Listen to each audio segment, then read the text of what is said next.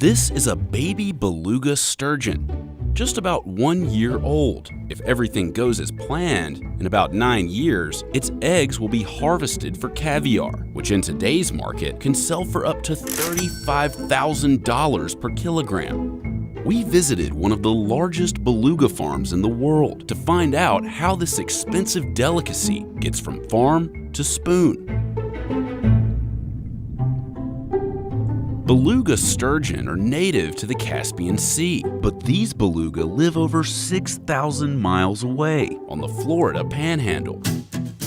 This is Sturgeon Aqua Farms in Bascom, Florida. It sits on 120 acres and features more than 100 tanks that hold 5 different species of sturgeon, including sterlet and savruga. It's one of the biggest sources of beluga in the world and the only one in the United States. Pure beluga in the United States you can get only from here.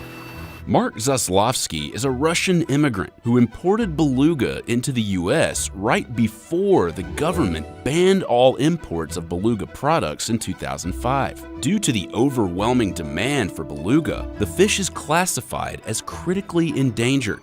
Because Zaslavsky brought his fish over before the ban, his farm is the only U.S.-based company legally allowed to breed beluga. All this beluga which you see here originated from original fish which we brought here in 2003 and 2004. The original beluga imported in 2003 are known as broodstock. Look at this giant. Oh my God! This fish makes shark look small.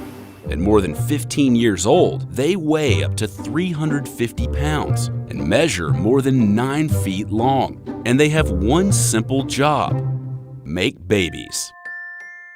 The eggs used for reproduction are removed from the living fish with a process called stripping. After the beluga are born, it takes 5 years to determine their gender and around 10 years for the fish to produce eggs that are ready to be harvested for caviar. The tanks are continuously filled with fresh water from an aquifer, along with a steady flow of oxygen. The fish are fed up to 3 times a day. Feeding the fish costs up to $40,000 a month. After patiently waiting for more than a decade, Zaslavsky was finally preparing to harvest his beluga at the end of 2018. But in October of 2018, Hurricane Michael swept through Bascom, causing extensive damage at the farm and killing some of his beluga stock. According to Zaslavsky, this delayed his potentially lucrative beluga harvest by at least 3 years. We selected place 100 years, no flood zone and no hurricane zone. So this hurricane was a fluke.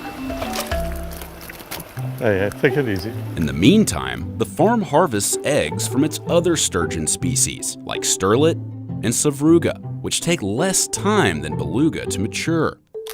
The sturgeon is removed from the tank and placed on ice. The fish is then cut open, and its egg sac is removed. The eggs get separated from the sac by rubbing it over a metal grate, and the eggs are collected below in a bowl. Salt is then added and mixed in with the eggs, and voila, caviar. The caviar produced at Sturgeon Aqua Farms is sold at Zaslavsky's Manhattan-based restaurant and store, Marky's Caviar, where this 2-ounce jar of savruga goes for $175, and where Chef Buddha Lowe, an alumnus of 11 Madison Park, creates a $200 tasting menu that incorporates the caviar into each unique course.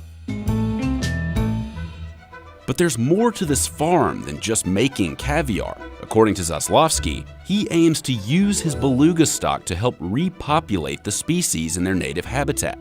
The company has already donated more than 160,000 fertilized eggs to the repopulation effort. Given enough funds and time, we can, I think, easily repopulate Caspian Sea.